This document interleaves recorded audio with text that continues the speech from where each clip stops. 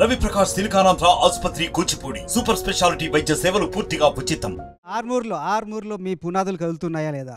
మీ అనుచరులే వెళ్ళిపోతున్నారా లేదా పార్టీలోంచి? వచ్చే ఎలక్షన్లు చూస్తారు కదా, తినబోయే ముందు రుచులు ఎందుకు? మొన్న ఓడిపోయిన ఓటమిని అంగీకరించిన ప్రజల మధ్యకి వెళ్తున్నా, దండం పెడుతున్నా, ఏమన్నా తప్పులుంటే క్షమించమని చెప్తా ఉన్నా. వచ్చేసరి పురుగులలో పెట్టి 1,00,000 మెజార్టీతో గెలిపిస్తారు నన్ను వచ్చే ఎన్నికల్లో 100%. అక్కడ మరి ఆల్రెడీ ఎమ్మెల్యే పైడి రాకేష్ రెడ్డి అన్ని అభివృద్ధిని చేసుకుంటూ బాత్రూములు కట్టాడు, 40 బాత్రూములు కట్టాడు. అంటే మీరున్నప్పుడు ఎలా ఉన్నాయో పైడి రాకేష్ రెడ్డి వచ్చిన తర్వాత పొంగు చేసిండు, ఏం చేసిండు అని ఒక తెలకుండా ఇప్పుడు 5,000 కోట్ల రూపాయల నిధులు తీసుకొచ్చిన. ఇప్పటికి ఛాలెంజ్ చేసి చెప్తున్నా, ఈ 5 ఏళ్లలో నా దాంట్లో చారాన తీసుకొస్తే నేను పోటీ అయ్యా. ఒకసారి పైడి రాకేష్ రెడ్డి విజువల్స్ ప్లే వద్దని joker psycho druggist, psycho is a psycho druggist.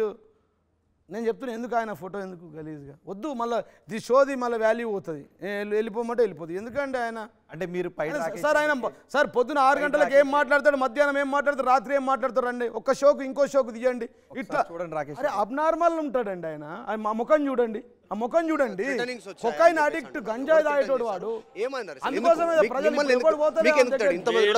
కుంభకోణం అండి. మొత్తం కేజీఎఫ్ ఉబలాపురం మెనకన కుంభకోణం కాన్ఫరెన్స్ లో సుమారు 5,000 కోట్ల కుంభకోణం జరిగింది. రండి మీడియా మిత్రులంతా హైదరాబాద్కి వెళ్ళి రండి. అక్కడ ఒక సుమారు 3-4 వేల కోట్లు, సుమారు 5,000 కోట్లు లూటీ చేశారు. ప్రజల డబ్బు, సంపద కొల్లగొట్టారు, ప్రజల ఆస్తులని ధ్వంసం చేశారు. ఈ రోజు ఎవరు అడిగితే వాళ్ళని హత్యలు చేస్తారు, వాళ్ళ మీద అక్రమ కేసులు పెడతారు. అందు గురించి ప్రజలు నన్ను గెలిపించారు.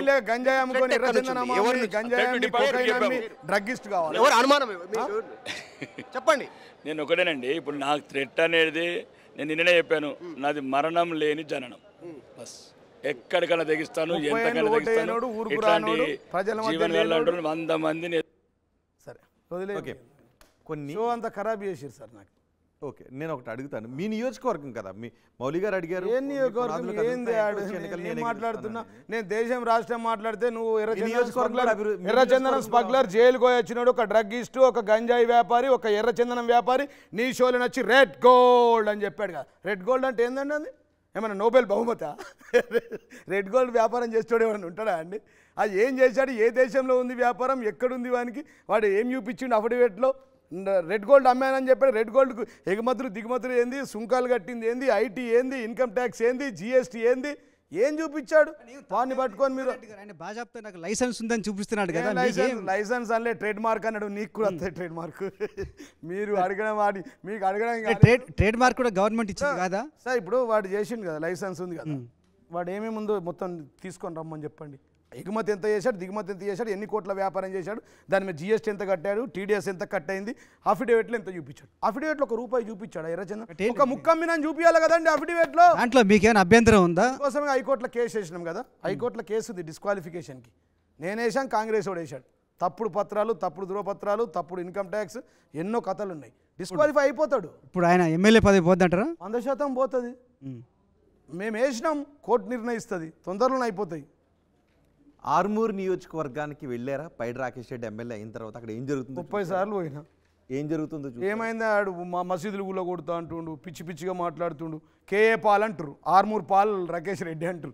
నేను సార్ ఆర్మూర్ పాల్ ఇవాళ రాలేదు సార్ అంటే, ఎవడరా ఆర్మూర్ పాల్ అంటే, మన ఈడు సార్ మన ఎమ్మెల్యే, కొత్త ఎమ్మెల్యే అంటారు. ఏం చెప్పాలా?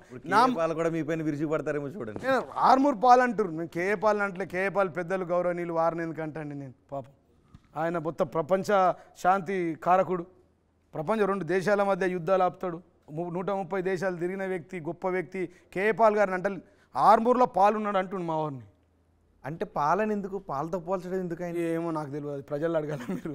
ఓకే, ఆర్మూర్లో గతంలో స్కూల్స్ అభివృద్ధికి నోచుకోలేదు, కనీసం స్కూల్లో సరైన వాష్రూములు లేవు. నేను వచ్చిన తర్వాత ఇవన్నీ అభివృద్ధి చేశాను అని ఆయన కొన్ని చూపిస్తారు. మీరు పిక్చర్ల మాటలను కూడా లెక్కలోకి తీసుకుంటా అంటే తీసుకోండి, లేదా డేటా తెప్పిస్తా అంటే ఆర్టీవీ మీరు నాకు మీ విలేకరులు అందరినీ పంపండి, ఇస్తాను నేను. మా నియోజకవర్గంలో మన ఊరు మన బడి కార్యక్రమంలో భాగంగా దగ్గర 100 కోట్ల రూపాయలు తీసుకొచ్చారు. ఆడి మాటలు ఇడిచిపెట్టండి, వదిలేయండి చెత్త మాటలు. 100 కోట్ల జీవోలు, 100 కోట్లు ప్లే చేద్దాం. మన ఊరు మన బడికి మీకు తెలియని విషయం చెప్తున్నాను. 7,000 రాసుకో, ప్లీజ్ రైట్ డౌన్, 7,670 కోట్లు మా ప్రభుత్వం ప్రకటించింది, ప్రతి నియోజకవర్గంలో ఇచ్చింది. ప్రతి నియోజకవర్గానికి 60-70 కోట్ల రూపాయలు ఇచ్చాం. వాడు ₹1 రాలేదంటే ఏంది? 400 మంది ఒక్క బాత్రూంలో పోతారా అండి? అది వాస్తవమా? ఆ స్కూల్కి వెళ్దాం. గతంలో దమ్ముందా నీకు దమ్ముందా రోహిత్ గారు వెళ్ళడానికి? ఆ స్కూల్కి వెళ్దాం. 400 మంది ఒక్క బాత్రూంలో పోయినడానికి, ఒక్క బాత్రూంలో మీరు ఏది చెప్తుంది కానీ శాశ్వతంగా ప్రకటించేస్తాం రాజ్యాంగంలో రాసించి. ఒక్క బాత్రూంలో 400 మంది వెళ్ళి ఎక్కడ పోతారు, ఏం పోతారు, ఏం మాట్లాడతారండి? అనేక నిజం కదా రెనోవేషన్ అంతా నిజం కాదా? ఎవరో ఎన్ఆర్ఐలను తీసుకొచ్చి సున్నామీ వేయించి ఇట్లా చేశారు. అది నేను ఒకసారి పీసీఆర్ స్కూల్ 4,000 కోట్ల రూపాయలు తీసుకొచ్చిన ఆర్మూర్కి. సారీ, 4 రూపాయలు ఉంది యూపీఐకండి.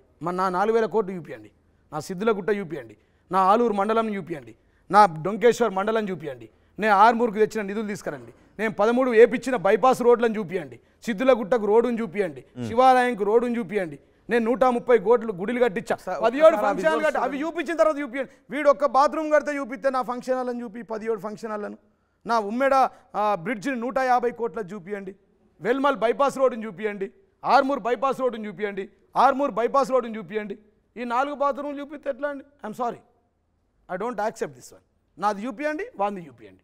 అప్పుడు కూర్చో ఒకరోజు పెట్టుకుందాం. వీడియో చిల్లర గాని తీసుకొచ్చిన అంటే సిద్ధులు ఎక్కడ జోకర్ గారు దొరికిండు సార్, ఒక జోకర్ బ్రోకర్ వీడు, false and fake and fraud MLA, false fake fraud MLA, F3 MLA వీడు. మరి జనం ఎందుకు ఆదరించారు? తెలియదు కదా, చూసిరు కొత్త పాతొక రోత కొత్తొక వింత. నా పాతది రోత అనుకున్నారు, కొత్తగా వింత వీడేదో పీకుడుగాడు అని చెప్పి గెలిపించి ఇప్పుడు అర్థమవుతుంది ప్రజలకి.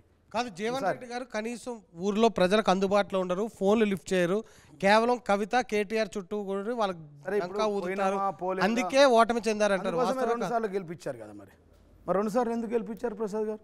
స్టేట్ అంతా వేవ్ వచ్చింది గాల్లో, అందరితో మనం పోయినాం, అక్కడ కాంగ్రెస్ వాడు ఓడిపోతారని చెప్పి వీనికి వచ్చినాయి ఓట్లు, గెలిచాడు. అట్లా మాట్లాడితే ఎట్లా? అయినా ప్రజాస్వామ్యంలో ప్రజలే న్యాయ నిర్ణేతలు, ప్రజలే దేవతలు, వారి నిర్ణయాన్ని శిరసా వహిస్తూ ఉన్నాను. ఇవి గెలుపు ఓటములు స్పీడ్ బ్రేకర్లు మాత్రమే. ఇక వదిలేండి, ఆర్మూర్ వేరే కథ కొట్టాను. ఇప్పుడు స్కూల్ అన్నారు కదా, మీరున్నప్పుడు స్కూల్స్ ఉన్నాయంట, అవి కూడా పంపించారు. మీరు ఎమ్మెల్యేగా ఉన్నప్పుడు ఒకసారి చూడండి. ఏం స్కూల్ సార్? ఇది స్కూల్ కాదండి, అది జంబియన్ మాన్ వాళ్ళది. వాడు చూపిస్తే ఏం మాట్లాడతారండి? ఇవన్నీ చిల్లర పనులు, వాడి అన్ని చిల్లర పనులు చూపిస్తుంటే ఈ చిల్లరగాడు జోకరు సైకో డ్రగ్గిస్ట్ గురించి మాట్లాడితే నీకు అంటే వాడికి సమాధానం చెప్పలేక వెళ్ళిపోయింది. సమాధానము ఒక్క బాత్రూంలో 400 మంది ఎవరైనా ఉంటారండి? ఏం మాట్లాడతారు మీరు? మరిన్ని వీడియోస్ కోసం ఛానల్ సబ్స్క్రైబ్ చేయండి, లేటెస్ట్ అప్డేట్స్ కోసం వాట్సాప్ ఛానల్ ఫాలో చేయండి, అండ్ లింక్ డిస్క్రిప్షన్ లో ఉంది.